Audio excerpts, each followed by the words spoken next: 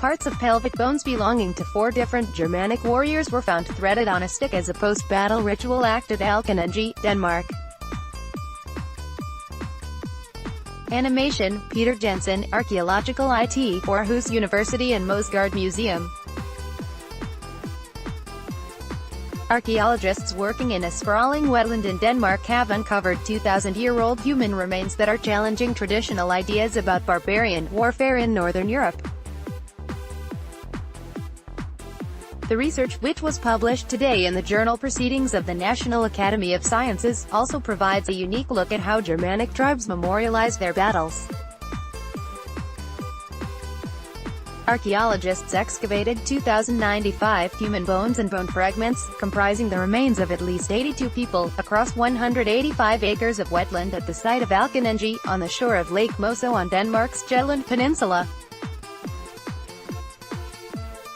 Scientific studies indicate that most of the individuals were young male adults, and they all died in a single event in the early 1st century AD.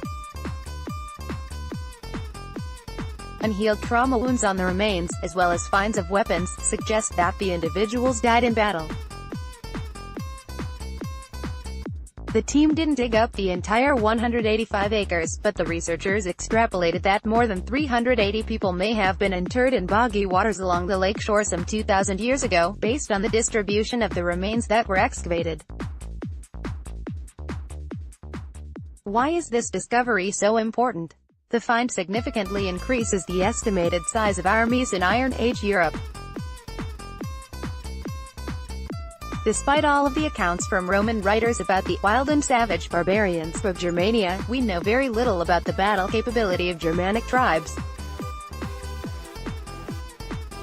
The few known battle sites in Germany itself, most notably centered around the Battle of the Teutoburg Forest, contain very little in the way of well-preserved remains, and questions abound about how large barbarian armies actually were and how they were organized.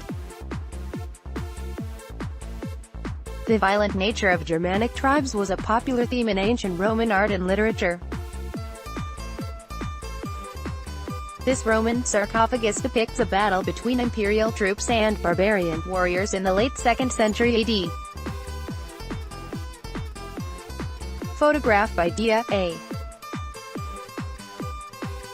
Dia Gliorti. An army of several hundred people far exceeds the population scale of Iron Age villages in the region, the new paper notes, suggesting that a warband of this many men required the right kinds of organization and leadership skills to recruit fighters from far distances.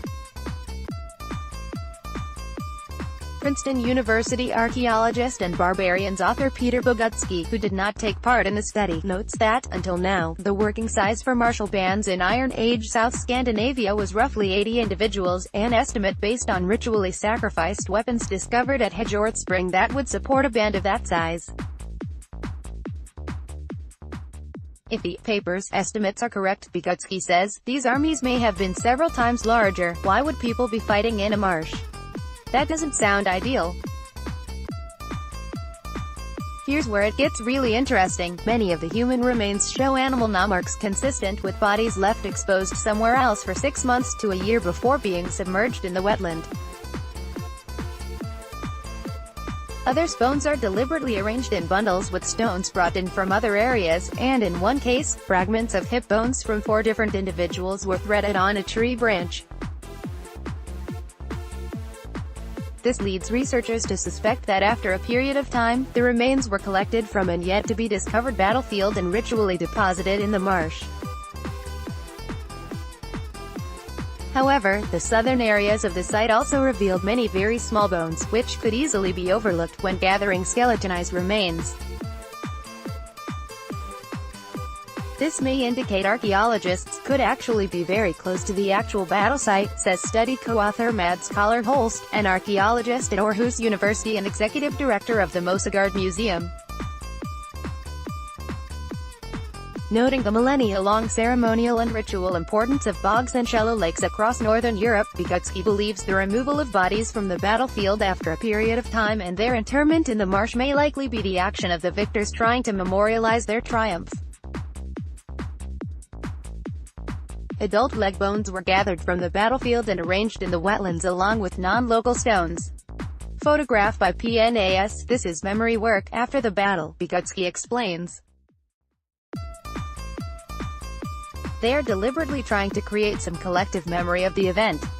Although they battled Germanic tribes across much of Europe in the 1st century AD, Roman armies never made it as far north as southern Scandinavia, and the team didn't find evidence for direct Roman involvement in this battle. The trauma on the bodies is also consistent with what we would expect from an encounter with a well-equipped Germanic army, adds Holst. Bogutsky agrees, this was barbarian on barbarian, he says, in noting that the military organization and scale of the conflict between Germanic armies some 2,000 years ago in Denmark wasn't necessarily motivated or influenced by contemporary Roman incursions into barbarian areas south of Scandinavia.